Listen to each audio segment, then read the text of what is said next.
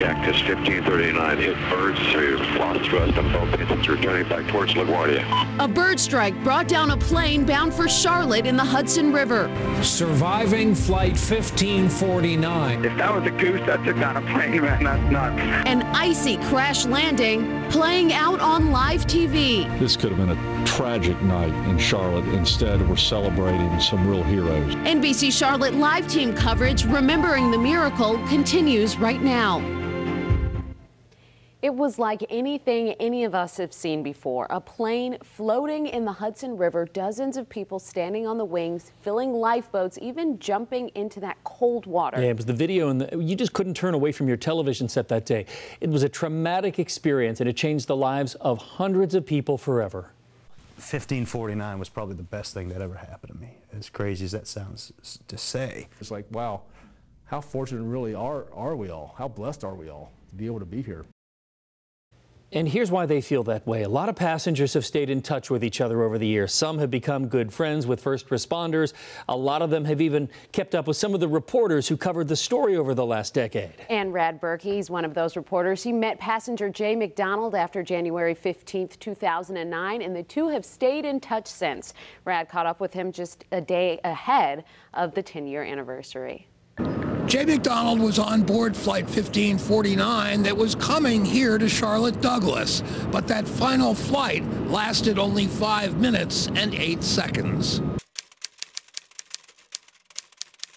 We were on climb out, and everything was normal until something hit the plane.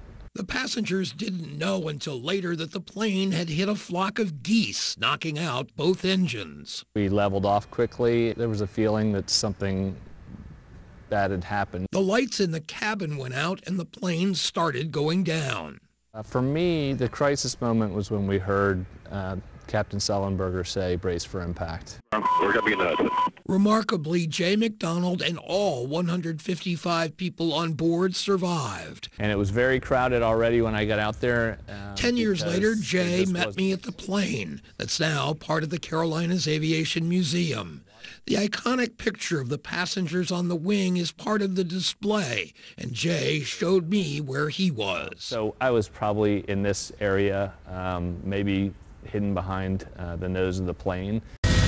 Jay remembers it wasn't long until a rescue boat pulled up to the wing and dropped a rope ladder.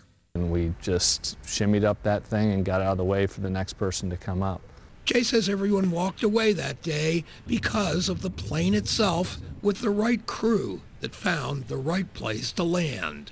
Everybody acting responsibly and selflessly to ensure that, we all got out. Jay McDonald says he thinks about that day 10 years ago, and it gives him a renewed appreciation for life each time. At Charlotte Douglas, Rad Berkey, NBC Charlotte. Incredible. Great story, Rad. The U.S. Airways Airbus now sits proudly right here in the Queen City on display inside Carolina's Aviation Museum. After being recovered from the Hudson and investigated by the NTSB, it was stored in a New Jersey warehouse for 2 years, and then it finally started making its way to Charlotte in pieces. You can see the 120-foot fuselage rolling down the highway back in 2011. And after the body of the aircraft arrived, the wings soon followed. But it was really just the wings that the passengers all wanted to see. A lot of the passengers will actually tell you that they actually care more about us having gotten the wings than the main part of the airplane.